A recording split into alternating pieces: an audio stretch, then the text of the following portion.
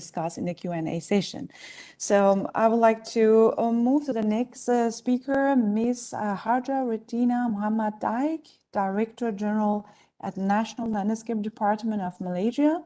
And she's currently the Director of National Landscape Department Malaysia, and she has progressively advocating holistic and well-planned urban landscape developments aimed to heighten the physical quality and community well-being.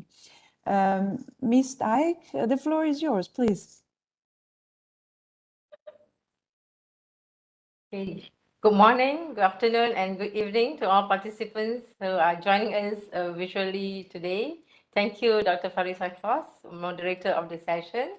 Fellow speakers, I would like to extend my gratitude to the organizer, Urbanice Malaysia and City of Mannheim, UTC, for the invitation for me to be with all of you today in this year Urban Thinker Campus session. I'm truly honored to be here and hope to share how National Landscape Department strategize landscape architecture approach and execute our programs toward climate change, climate impact adaptations and sustainability in Malaysia, including the cities of Kuala Lumpur.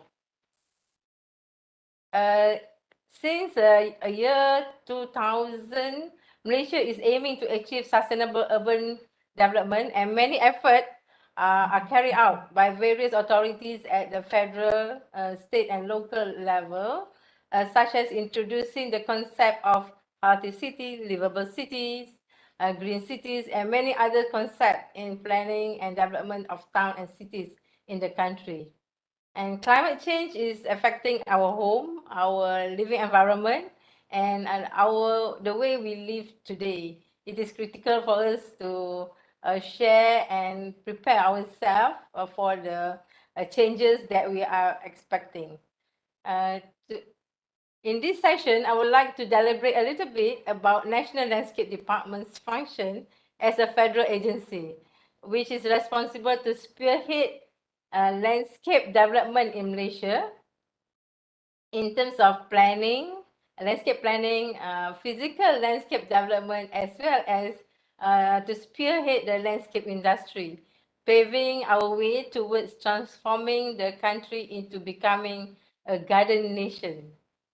Upon the establishment, the department has progressed through various development program and initiative with objective to better improve the well-being of our people, the quality of life, as well as the environment. Along the way, we develop public parks, revitalize urban scape with comprehensive green components. But what is important and most important is we also make sure to preserve and conserve our natural landscape heritage as an important ecology features here in the country. As a planning tools and guideline, we also formulate the National Landscape Policy, which outline the trust, strategy, and action plan together with the main principles and directions toward quality, holistic, and sustainable landscape development through the preservations of green area and protections of natural landscape resources. We believe that it is important to have a clear policy guidelines in order to spearhead the directions of the industry in the country, supported by strong planning and execution document such as a landscape master plan, regulations, and also written principles. Through this document in particular, we strategize and emphasize on the provisions of green spaces for future development, which indicate and demarcate the green infrastructure component within the city fabric. A comprehensive landscape planning is advocated where cities can optimize spaces for people to live in comfort and safe. For instance, incorporating elements of walkability, micro-mobility, cycling, disaster mitigation, and management. Ladies and gentlemen, Malaysia is actually experiencing similar hot and humid temperature, with most of the cities ranges from 29 degrees Celsius to 33 degrees Celsius throughout the year. The consequence from urban heat island is undoubtedly critical, especially in the large urbanized region, resulting in the unpleasant climate condition. Aware about the worsened congestions and deteriorating environment in most densely populated area, National Landscape Department come up with a few strategies to address the environment and climate issues in the urban area particularly. The Urban Landscape Development Program was introduced as a comprehensive, large-scale greening the cities program, which was adopted utilizing the landscape master plan that have been drafted earlier. And in this particular matter, several specific action plan has been set up to carry out the task of providing conducive and high-quality urban green infrastructure. One is through integrating public spaces and recreational facilities towards seamless, interconnected green spaces within the city area. And secondly, taking into account the nature-based solution with aim to intensify urban solution using a landscape architecture and nature-based approach through the scale of the cities.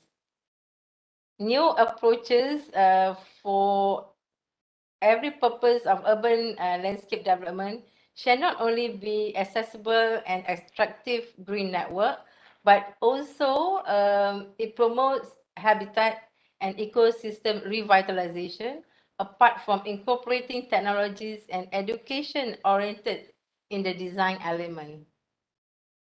The creation and the inventions of Malaysia green spaces are projected to integrate aesthetic, health, and recreational value for the society, where it is fundamental to create sense of place and the feeling of belonging, simultaneously making landscape development as one of the primary infrastructure in the city. We also advocate vertical and sky-rise greeneries to be implemented widely in the densely populated area. To date, Malaysia Public Parks covers about 23,000 of land area in the cities, 23,000 acres. Ladies and gentlemen, one of our second strategy is to develop large-scale parks in the city. I'm sure everyone is aware of parks are among the first and the best line of defense against climate change. We make sure that to prioritize the planning and developments of parks in the city, as parks are proven to be able to provide thermal comfort, improve and modify the wind circulation, better regulate participation pattern, and most importantly, park sequential carbons and other pollutants. However, what most important while we adopt this second strategy is to ensure the scale of the park that we are developing.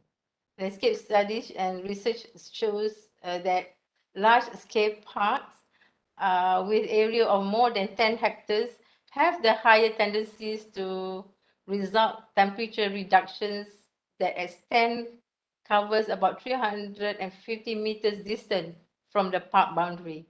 Hence, we encourage the developments of nature urban parks meet this accurate requirement to fulfill the objective. Large-scale parks means that we can accommodate more trees and vegetation for shading and urban cooling effect, as trees can reduce our local temperature of 3 to 4 degrees Celsius. With reference to that, we also have the policy of a minimum ratio of 70% of having more greeneries compared to the hardscape in the urban park. In this approach, we encourage the use of a diverse and appropriate choice of endemic forests and native trees and vegetation to ensure efficiency of urban cooling effect and at the same time highlight the significant features of our own Malaysian tropical forest species. There are events of adopting urban forest strategy in park design, where the intention are not limited to improving the quality of urban environment, but due to the rising challenges in maintenance of urban parks.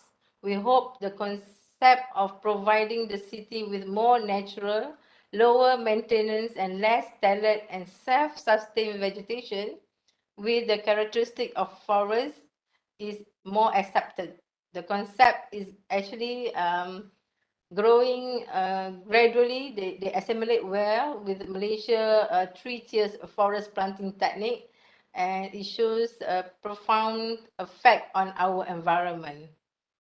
In some cases, large-scale park design are integrated to become a botanical garden, botanical park, arboretum, and urban forest park, as they simultaneously can also act as a recreational, a research and educational venue for our cities, especially in Kuala Lumpur.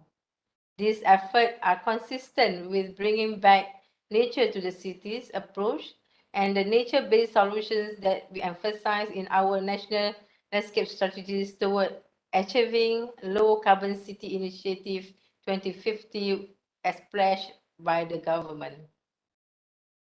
Ladies and gentlemen, as a way forward, a clean environment would render a good health and well-being of the citizens and enhance livability of the cities. I believe we are able to pave our way to make our environment sustainable. We can plan and design our cities in the future. I think how we plan and design our cities in the future have much to do with how we understand the nature and and the imprints that can live upon us.